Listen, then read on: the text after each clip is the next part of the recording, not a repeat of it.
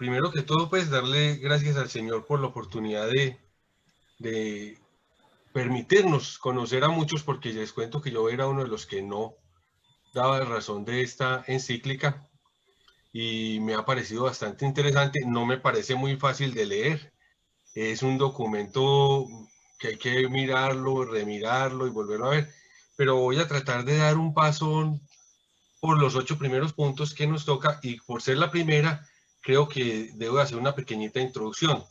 Esta carta encíclica es la Spe Salvi, que es una de las 3 que presentó Benedicto XVI. La primera es Dios es amor, sobre el amor y la caridad eclesiástica. La segunda fue la Spe Salvi, Salvados en la Esperanza, sobre la esperanza cristiana. Y la tercera, Caridad en la verdad de carácter social. ¿Y de qué se trata esta encíclica? Básicamente, como para darnos una idea general, se trata de aprender de nuevo lo que es la esperanza. Incluso propongo un ejercicio, ahora por el tiempo no, pero ojalá podamos escribir qué es esperanza para nosotros y luego qué es fe. Y a lo mejor antes de hacer esta pequeña reflexión del día de hoy, puede que coloquemos cosas muy parecidas, muy similares, o a lo mejor muy distintas, pero entonces la idea es que podamos hacer el ejercicio personal hoy, lo que nosotros concebimos por esperanza y también por fe. El Papa también nos invita a entender qué es esperanza. Los cristianos debemos aprender lo que es y lo que no es la esperanza. Eso es algo que vamos aprendiendo durante todo el documento, no exactamente en los primeros numerales, pero vamos a hacer la reflexión durante todo el documento. Los cristianos deben aprender a dar razón de su esperanza. Eso es supremamente importante. Entender también que la modernidad trae consigo desesperanza y que hay que responder a esta realidad. Parecido a algo que escuchábamos cuando nacieron los cursos de cristiandad, era un mundo de espaldas y había que dar una respuesta a esa situación. Qué bueno que de pronto todos estos documentos los vayamos involucrando con lo que ha sido el pensar de cursillos y eso nos va dando todavía muchas más herramientas para sustentarnos en lo que pensamos y opinamos. La esperanza es certeza del futuro que Dios nos va a dar y que comienza a entregarse ahora. Y por último, la fe nos da la sustancia de la esperanza, y eso se ve pues en la carta a los hebreos. Esta encíclica tiene una parte que es la introducción, al frente están los numerales, la fe es esperanza en el numeral 2.3, el concepto de esperanza basada en la fe en el Nuevo Testamento y en la iglesia primitiva, la vida eterna que es individualista la esperanza cristiana, la transformación de la fe esperanza cristiana en el tiempo moderno, la verdadera fisonomía de la esperanza cristiana, y una parte muy bonita donde dice lugares de aprendizaje y del ejercicio de la esperanza, y plantea la oración como escuela de la esperanza, el actuar y el sufrir como lugares de aprendizaje de la esperanza, y el juicio como lugar de aprendizaje y ejercicio de la esperanza. Finaliza con María, estrella de la esperanza. Eso van a ser todos los títulos que nos hemos repartido. Hoy nos corresponde mirar del 1 al 8. Entonces, vamos a pasar a lo que es la introducción. La Spe Salvi, Facti Sumus, en esperanza fuimos salvados, está relacionada con el texto de Romanos 8:24. Y de pronto, por tratar de resumir, es plantear lo siguiente. Aunque nuestro presente sea un presente fatigoso, donde haya dificultades, donde hay incomodidades, donde constantemente nos estamos cuestionando si estamos en el lugar que es, Dios por qué nos tiene a prueba, que por qué nos pasa esto, que el mundo por qué está en estas situaciones. Aunque sea un presente que nos muestre un panorama de pronto desalentador, se puede vivir y aceptar si nos lleva a una meta. Nosotros tenemos que entender que lo que estamos viviendo ahora es una oportunidad para llegar a una meta. ¿Qué indica eso? Que hay que tener clara la meta, que hay que tratar de entender cuál es la meta. Nuestra meta no se halla en este mundo, sino en otra. Entonces, cuando tenemos esa certeza de que hay una meta, si podemos estar seguros de esa meta, y si esa meta es tan grande que justifique el esfuerzo del camino, vale la pena y empezamos a entender la esperanza como un recurso para llegar allá. O sea, se nos vuelve lo fatigoso en algo más cotidiano, en algo que incluso a veces nos enseña en vez de volverse un problema. en algo que empezamos a amar porque nos permite retarnos y sacar lo mejor de nosotros. Entonces, si tenemos clara la meta y vemos que es una meta que vale la pena, vamos a emprender ese camino. ¿Se acuerdan por allá en el cursillo donde de pronto me están planteando el mensaje de ideal? Es una circunstancia interesante ir haciendo el paralelo, aunque no estamos hablando exactamente de lo mismo, si hay que dar fe de algo que vale la pena, y es que cuando nosotros hablamos de un ideal allá, estamos hablando de algo que estamos seguros que vale la pena. El segundo punto de este articulado es: la fe es esperanza. Dice el documento que esperanza es una palabra central de la fe bíblica, hasta el punto de que en muchos pasajes en la Biblia, la palabra fe y esperanza parecen intercambiables, y hay varios ejemplos. Los ejemplos están en la palabra, por ejemplo en Hebreos 10, donde dice: acerquémonos con corazón sincero, en plena certidumbre de fe, purificados los corazones de mala conciencia y lavados los cuerpos con agua pura. Mantengamos firme sin fluctuar la profesión de nuestra esperanza, porque fiel es el que prometió. Miren que pude haber dicho, mantengamos firme sin fluctuar la profesión de nuestra fe. Entonces, dice Benedicto de una manera muy interesante, casi que fe y esperanza podrían intercambiarse y mantendríamos el contexto de lo que quiere dar el mensaje. Entonces es muy bonito porque, aunque son cosas distintas, están muy, pero muy involucradas. Dice Pedro, por ejemplo, en el capítulo 3:15, si no, santificad a Dios el Señor en vuestros corazones y estad siempre preparados para presentar defensa con mansedumbre y reverencia ante todo el que os demande, a dar razón de la esperanza que hay en vosotros. En otras partes nos dicen a dar fe, y lo hemos entendido a veces en el contexto, pero es dar razón de la esperanza que tenemos en nosotros. En Efesios, por ejemplo, dice: en aquel tiempo estabais sin Cristo, alejados de la ciudadanía de Israel y ajenos a los pactos de la promesa, sin esperanza y sin Dios en el mundo.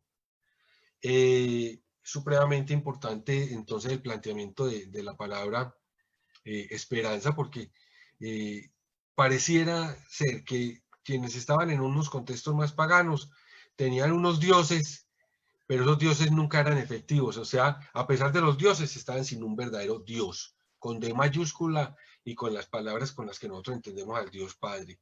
Eran unos dioses que los defraudaban, unos dioses que eran unas figuras que si se caían se podían quebrar, mientras que nosotros empezábamos a tener un Dios muy distinto, a encontrarnos con un Dios supremamente diferente. Entonces se empezó a plantear una diferencia en ese momento. Dice también en Tesalonicenses: no os aflijáis como los hombres sin esperanza. Y es entender que los cristianos tienen un futuro.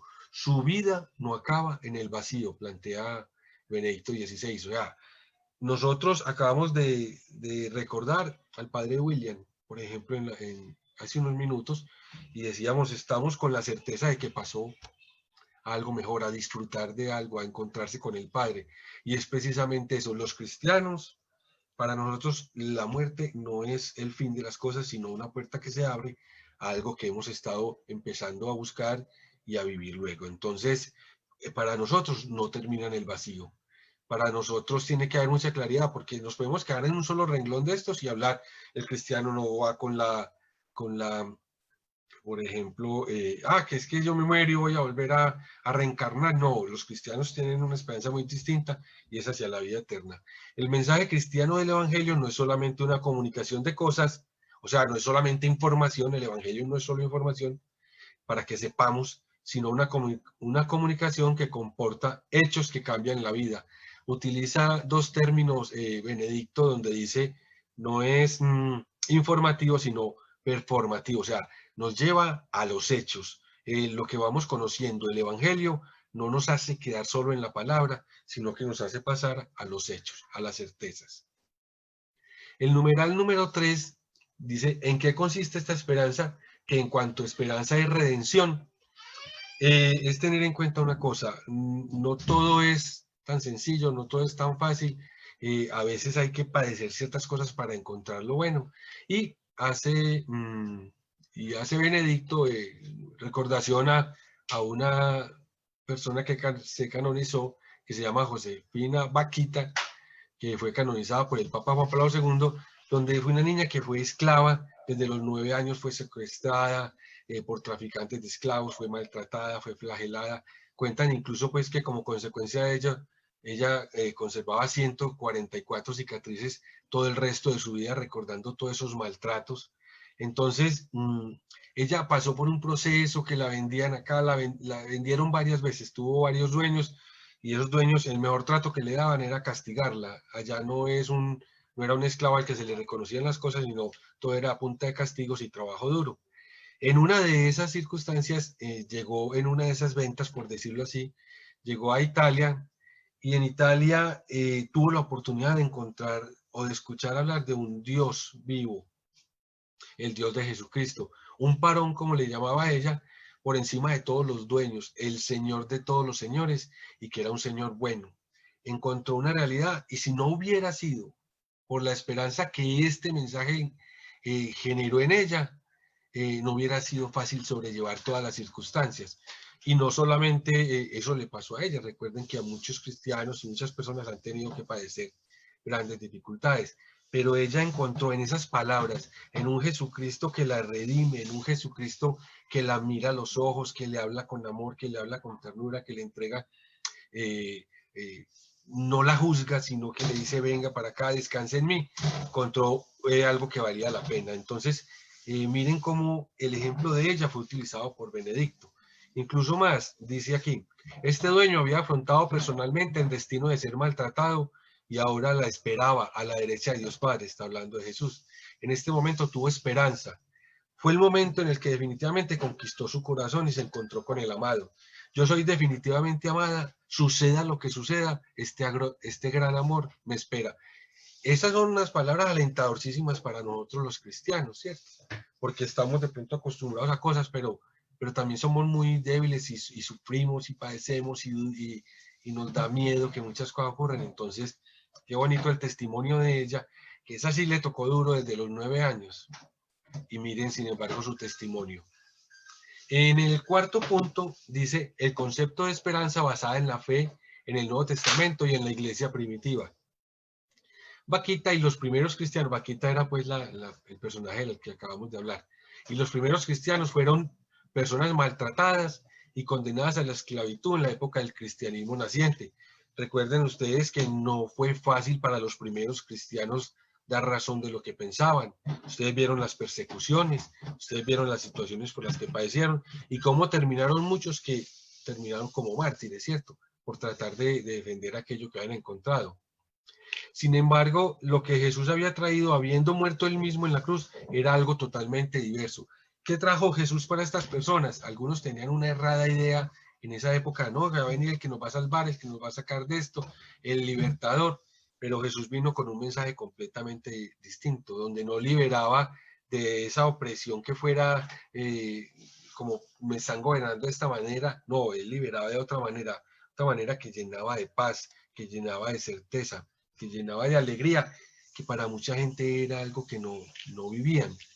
Los cristianos reconocen que la sociedad actual no es su ideal. Ellos pertenecen a una sociedad nueva, hacia la cual están en camino y que es anticipada en su peregrinación. En Hebreos y Filipenses empiezan a aparecer esta forma de ver las cosas. Esta lucha de hoy tiene una recompensa más adelante. Esta certeza de lo que estoy padeciendo hoy tiene una recompensa y por eso ellos entregaban su vida. Bájale 2. Bájale 3. Sonia, se le oye bien. Entonces ellos entraban y padecían, pero estaban absolutamente seguros de cómo era, de qué significaba todo eso para ellos, porque no tenían su mente en este mundo, su idea no era en este. Estaba acá para cogerlo de huevo a él. A doña Sonia se le desconectó el micrófono. ¿A quién es? Dios vele. Cuando empezó todo esto. Bueno, el punto quinto, dice en la primera carta a los Corintios, una gran parte de los primeros cristianos pertenecía a las clases sociales bajas y lo que los preparaba para la experiencia de la nueva esperanza. O sea, aquellas personas que padecían, que sufrían, que eran perseguidos, pues ya venían de padecer tantas cosas que hablarles de esperanza era algo motivador para ellos. Ellos ya estaban como decir, estoy cansado de esto que viene para mí. estaban preparados a recibir esa noticia, ¿cierto? Entonces, pero ¿qué dice Benedicto en este punto quinto? Eso no solamente era para los pobres y perseguidos, para los esclavos y los que estaban de pronto pasando por malas circunstancias. También hubo conversiones en las clases sociales aristocráticas y cultas, porque ellas también vivían en un mundo sin esperanza y sin Dios. ¿Qué pasaba con los que tenían más dinero? Ellos tenían unos dioses muy distintos, ellos tenían una atención fijada en cosas o materiales o en dioses que no les cumplían, en dioses que les quedaban mal.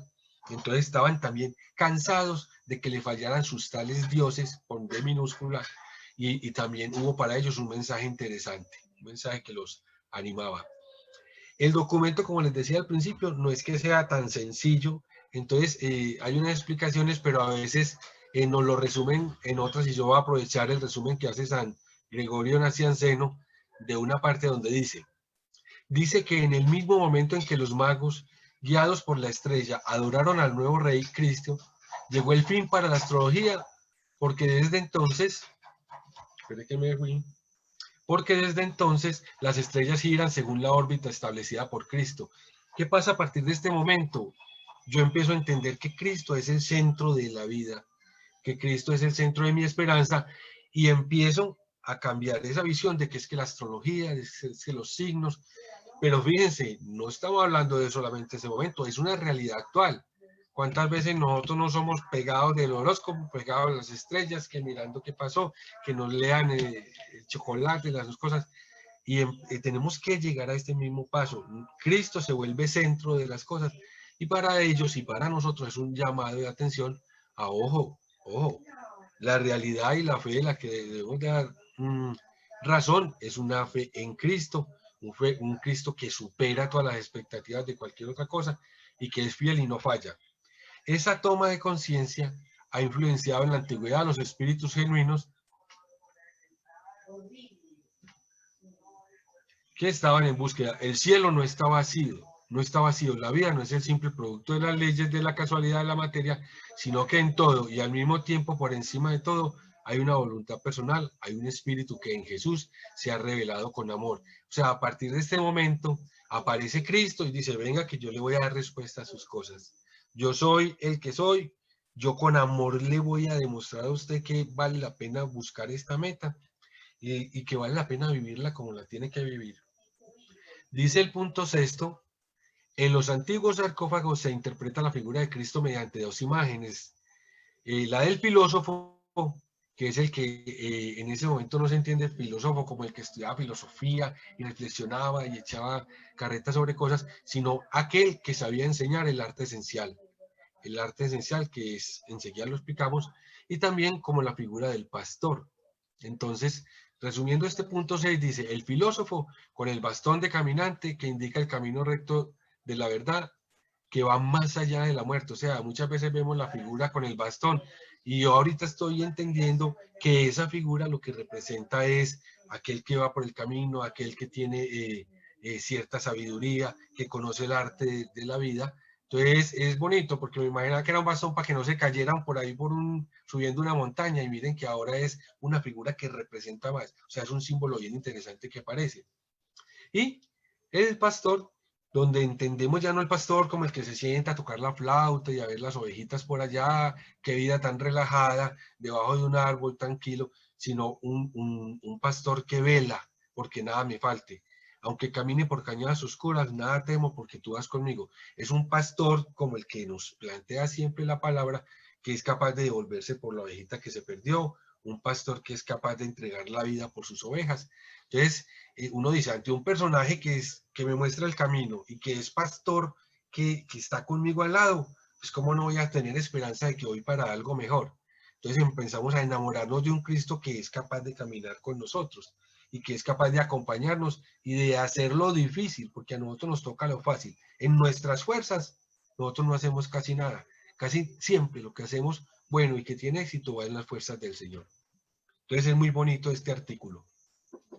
El 7, ya el penúltimo, debemos volver una vez más al Nuevo Testamento. Tomás de Aquino, vuelvo y utilizo una de las ayudas que nos dan el mismo Benedicto XVI para no enredarme de pronto en la filosofía de esos términos, que si se sientan a leerlos con calma se van a entretener un buen rato. Tomás de Aquino ayuda a entender lo siguiente: la fe es un hábitus, es decir, una constante disposición del ánimo, gracias a la cual comienza en nosotros la vida eterna, y la razón siente inclinada a aceptar lo que ella misma no ve. Entonces miren que es una constante disposición de ánimo. O sea, cuando yo tengo fe, yo tengo una actitud diferente. Vamos, no nos va a pasar nada. Vamos, que vamos, esto va a salir bien. Vamos, que tal cosa. Es mucho más que algo de palabras. No es estar convencido, es tener la realidad como si ya hubiera pasado. Entonces, es decir, es una constante disposición del ánimo, gracias a la cual comienza en nosotros la vida eterna. Por esa disposición, por ese ánimo, por esa capacidad de estar dispuestos a vivir esta aventura, empiezo yo a entrar en la vida eterna. ¿Por qué? Porque la abrí con la llave que es la fe. Y la razón se siente inclinada a aceptar lo que ella misma no ve. O sea, aunque no lo veamos, lo empezamos a sentir. Deja de ser teoría y se vuelve una realidad. Fe es entonces estar firmes en lo que se espera, estar convencidos de lo que no se ve, pero no se trata de convicción, sino de prueba.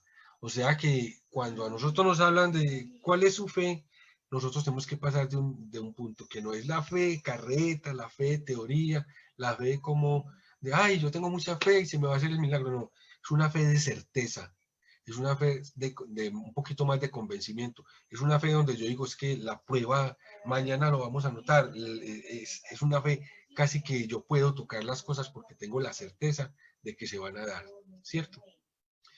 Y el punto 8 termina haciendo pues una reflexión y toca la palabra de Dios en Hebreos 10:34 y dice que está relacionado con esta definición de una fe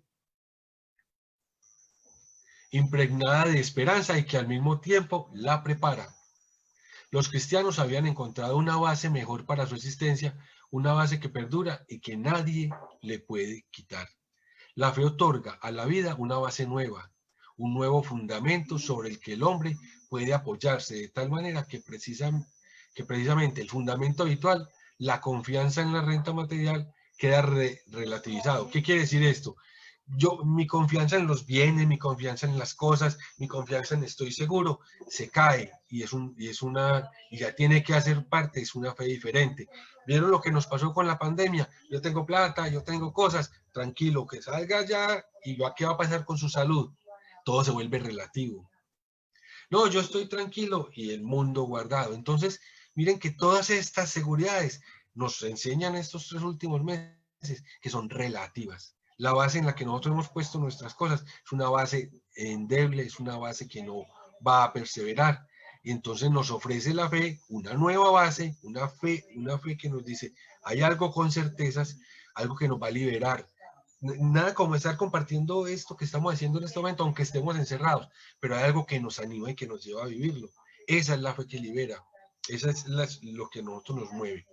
Dice también se ha manifestado sobre todo en las grandes renuncias, desde los monjes de la antigüedad hasta Francisco de Asís y a las personas de nuestro tiempo que en los institutos y movimientos religiosos modernos han dejado todo por amor de Cristo para llevar a los hombres la fe y el amor de Cristo, para ayudar a las personas que sufren en el cuerpo y en el alma. Es tan real esto que muchas personas, y lo hemos visto y lo han demostrado, tienen su apostolado de servicio y renuncian a todo. Se van en misión, se van a orar, se van incluso a prestar muchas veces sus servicios, a entregar su vida por los demás. Eso no lo hace cualquiera, simplemente por vocaciones que yo soy filántropo, pues no. Eso muchas veces está movido es por la certeza de que tengo que hacerlo para que otros terminen liberados también, para que otros también puedan compartir eso que estoy sintiendo, y es esa certeza. Entonces, todo se ha dejado por amor a Cristo, para llevar a los hombres la fe y el amor de Cristo. Miren qué bonito, no se queda en la teoría, en lo que es para mí. Bueno, ya, yo estoy salvado, tengo mucha fe, tengo mucha esperanza, voy bien. No, momentico, que eso no le sirva para quedarse así llenito de Dios. Usted tiene que ir a ayudar a otros, a ayudar a los que sufren, a consolar a los que están mal, a tocar la puerta donde hace falta algo. Nos está retando a que no nos quedemos repletos de la certeza de que la vida eterna. Momentico, esto es para algo importante, y ese algo importante no es solo mi salvación, sino empezar a hacer algo acá. empezarme a comprometer acá.